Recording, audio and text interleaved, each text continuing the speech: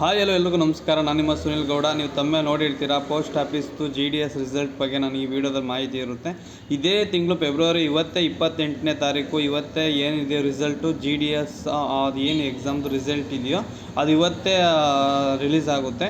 ಅದು ಯಾವ ಥರ ಚೆಕ್ ಮಾಡೋದು ಏನು ಅಂತ ನಾನು ಸ್ಟೆಪ್ ಬೈ ಸ್ಟೆಪ್ ತೋರಿಸ್ತೀನಿ, ನೀಟಾಗಿ ನೋಡ್ಕೊಳ್ಳಿ. ನಿಮ್ಮ ರಿಜಿಸ್ಟ್ರು ನಂಬರ್ ಏನಿರುತ್ತೋ ಅದನ್ನು PDF ಅಲ್ಲಿ ಡೌನ್ಲೋಡ್ ಮಾಡಿಕೊಂಡು ಯಾವ ವೆಬ್ಸೈಟಲ್ಲಿ ಯಾವ ಥರ ಚೆಕ್ ಮಾಡಬೇಕಂತ ಈ ವಿಡಿಯೋದಲ್ಲಿ ಫುಲ್ ಇರುತ್ತೆ. ನೀವು SSLC ಹಾಲ್ ಟಿಕೆಟ್ ನಂಬರ್ ಹಾಕ್ಬಿಟ್ಟು ಚೆಕ್ ಮಾಡೋದಿರುತ್ತಲ್ಲ ಆ ಥರ ಇರೋಲ್ಲ, ಇದೇ ಬೇರೆ ಥರ ಇರುತ್ತೆ. ವಿಡಿಯೋದಲ್ಲಿ ನಾನು ಸ್ಕ್ರೀನ್ ರೆಕಾರ್ಡಿಂಗಲ್ಲಿ ತೋರಿಸ್ತೀನಿ, ನಿಧಾನಕ್ಕೆ ನೋಡ್ಕೊಳ್ಳಿ. ಇವತ್ತು 28ನೇ ತಾರೀಕು ಬೆಳಗ್ಗೆ ವೀಡಿಯೋ ಮಾಡಬೇಕಿತ್ತು, ನನಗೆ ಆಗಲಿಲ್ಲ. ಇವಾಗ ವೀಡಿಯೋ ಮಾಡಿಬಿಟ್ಟು ಇವಾಗ ಅಪ್ಲೋಡ್ ಮಾಡ್ತಾಯಿದ್ದೀನಿ. ಯಾರ್ಯಾರೆಲ್ಲ ಈ GDS ಪೋಸ್ಟ್ ಆಫೀಸ್ ಎಕ್ಸಾಮ್ ಬರ್ತಿದ್ದೀರಾ, ರಿಸಲ್ಟ್ಗೋಸ್ಕರ ಇಲ್ಲಿವರೆಗೂ ತುಂಬ ವೇಟ್ ಮಾಡ್ತಿದ್ದೀರಾ. ರಿಸಲ್ಟು ಇವತ್ತು ಬಂದಾಗಿದೆ. ಇವತ್ತು ನೀವು ಯಾವ ಥರ ಚೆಕ್ ಮಾಡೋದು ಅಂತ ತೋರಿಸ್ತೀನಿ. ಇವಾಗ ನಾನು ಏನು ತೋರಿಸ್ತೀನೋ ಇದು ಲಾಸ್ಟ್ ಇಯರ್ದು, ನಿಮ್ಗೆ ಯಾವ ಥರ ತೋರಿಸೋದು ಅಂತ ನಾನು ನೀಟಾಗಿ ತೋರಿಸ್ತಿರೋದು. ನೀವು ವೆಬ್ಸೈಟಲ್ಲಿ ಯಾವ ಥರ ಚೆಕ್ ಮಾಡಬೇಕು ಅಂತೆಲ್ಲ ಡೀಟೇಲಾಗಿ ಹೇಳ್ತೀನಿ. ನೋಡಿಕೊಂಡು ಚೆಕ್ ಮಾಡಿ ನಿಮ್ಮ ರಿಸಲ್ಟ್ ಎಲ್ಲ ನೋಡ್ಕೊಂಡು ಕನ್ಫರ್ಮ್ ಮಾಡ್ಕೊಳ್ಳಿ. ನಿಧಾನಕ್ಕೆ ರಿಜಿಸ್ಟರ್ ನಂಬರೆಲ್ಲ ಏನಿದೆಯೋ ಅದು ಕರೆಕ್ಟಾಗಿ ಹಾಕಿ ಚೆಕ್ ಮಾಡಿ, ಕನ್ಫ್ಯೂಸ್ ಮಾಡ್ಕೋಬೇಡಿ.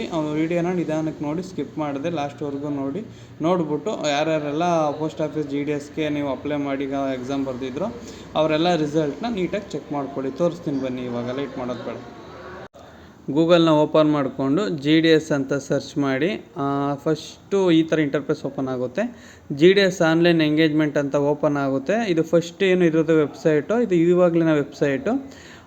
ನೀವು ಇವಾಗ ಯಾರು ಅಪ್ಲೈ ಮಾಡಿ ಎಕ್ಸಾಮ್ ಬರ್ತಿದ್ದಾರೋ ಅದು ಇವಾಗಲಿನ ವೆಬ್ಸೈಟ್ ಆಗಿರುತ್ತೆ.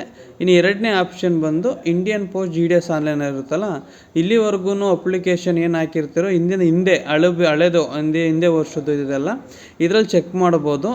ಚೆಕ್ ಮಾಡೋದು ಯಾವ ಥರ ಅಂತ ಗೊತ್ತಾಗುತ್ತೆ. ಇಲ್ಲಿ ನೋಟಿಫಿಕೇಷನ್ ಇದೆ ಅಂತ ಇದೆ ನೋಡಿ, ಲೆಫ್ಟ್ ಸೈಡ್ ಇಲ್ಲಿ ಕೆಳಗಡೆ ಶಾರ್ಟ್ ಲಿಸ್ಟ್ ಕ್ಯಾಂಡಿಡೇಟ್ ಅಂತ ಒಂದು ಆಪ್ಷನ್ ಸಿಗುತ್ತೆ. ಇದ್ರ ಮೇಲೆ ಕ್ಲಿಕ್ ಮಾಡಿದಾಗ ನೀವು ನಿಮ್ಮ ಸ್ಟೇಟ್ನ ಸೆಲೆಕ್ಟ್ ಮಾಡೋ ಒಂದು ಆಪ್ಷನ್ ಬರುತ್ತೆ. ಇದೇ ವೆಬ್ಸೈಟಲ್ಲಿ ನಿಮಗೆ ಇಷ್ಟು ವರ್ಷ ಅಪ್ಲಿಕೇಶನ್ ಆಗ್ತಿದ್ದು ಇದೇ ವೆಬ್ಸೈಟಲ್ಲಿ ಯಾರ್ಯಾರು ಇಲ್ಲಿ ಇಷ್ಟು ವರ್ಷವರೆಗೂ ಆಗ್ತಿದ್ದಾರೆ ಇದೇ ವೆಬ್ಸೈಟಲ್ಲಿ ಆಗ್ತಿದ್ದು. 2025 ನಾನು ಇವಾಗ ರಿಸಲ್ಟ್ನ ತೋರಿಸ್ತಾ ಇರೋದು ಯಾವ ಥರ ಅಂತ.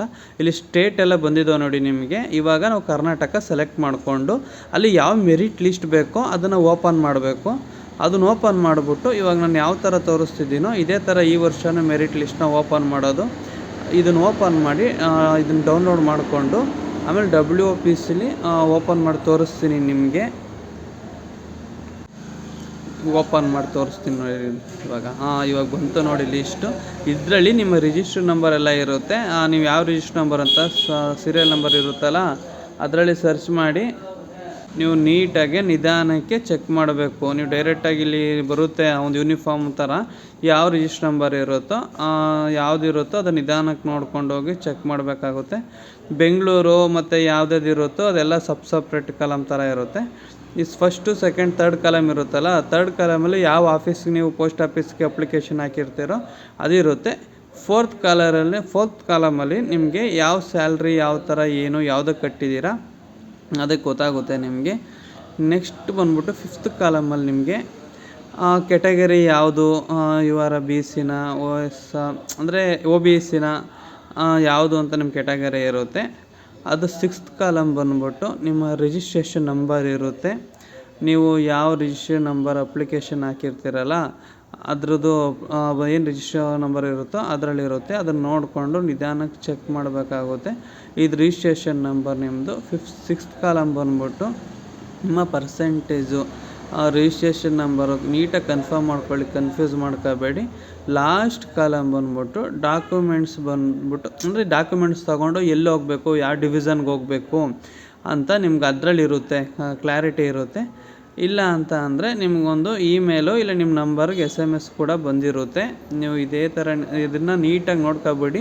ರಿಸಲ್ಟ್ ಚೆಕ್ ಮಾಡುವಾಗ ಈ ಥರ ಚೆಕ್ ಮಾಡ್ಕೋಬೇಕು. ನೆಕ್ಸ್ಟು ಇದೇ ಥರ ನೀವೇನಾದ್ರೂ ಇವಾಗ ನಾನು ಯಾವ ಥರ ತೋರಿಸ್ಕೊಟ್ನೋ ಈ ಹೊಸ ವೆಬ್ಸೈಟ್ GDS ಆನ್ಲೈನ್ ಎಂಗೇಜ್ಮೆಂಟ್ ಆಯ್ತಲ್ಲ ಅದ್ರ ಮೇಲೆ ಕ್ಲಿಕ್ ಮಾಡಿಬಿಟ್ಟು ಇವಾಗ ಹೊಸಬ್ರು ಯಾವ ಚೆಕ್ ಮಾಡಬೇಕು, ಈಗ ಅಪ್ಲಿಕೇಶನ್ ಹಾಕಿರೋರು ಸೇಮ್ ಕ್ಯಾಂಡಿಡೇಟ್ ಲಿಸ್ಟ್ ಅಂತ ಇರುತ್ತೆ. ಕೆಳಗಡೆ ನೋಟಿಫಿಕೇಷನು ಬಂದಿಲ್ಲ ಅಂತ ಅಂದರೆ ನಿಮ್ಗೇನಾದರೂ ಅಲ್ಲಿ click here to registration apply ಅಂತ ಇರುತ್ತೆ. ತೋರಿಸ್ತೀನಿ ಒಂದು ಸೆಕೆಂಡ್. ಇಲ್ಲಿದೆ ನೋಡಿ. ಇಲ್ಲಿ ಇದ್ರ ಮೇಲೆ ಕ್ಲಿಕ್ ಆಗಿಬಿಟ್ಟು ಇಲ್ಲಿ ನೀವು ಮತ್ತೆ ಇದಕ್ಕೆ ಲಾಗಿನ್ ಆಗಬೇಕಾಗುತ್ತೆ. ಹೊಸ ವೆಬ್ಸೈಟಿಗೆ GDS ಎಂಗೇಜ್ಮೆಂಟ್ ಐತಲ್ಲ, ಇದಕ್ಕೆ ಲಾಗಿನ್ ಆಗಬೇಕಾಗುತ್ತೆ. ಒಂದು ಸೆಕೆಂಡ್. ಇದಕ್ಕೆ ಲಾಗಿನ್ ಆಗಿ ನಿಮ್ಗೇನಾದ್ರು ಆಪ್ಷನ್ ಬರಲಿಲ್ಲ ಅಂದರೆ ಇಲ್ಲಿ ಲಾಗಿನ್ ಆಗಬೇಕಾಗುತ್ತೆ. ನೀವು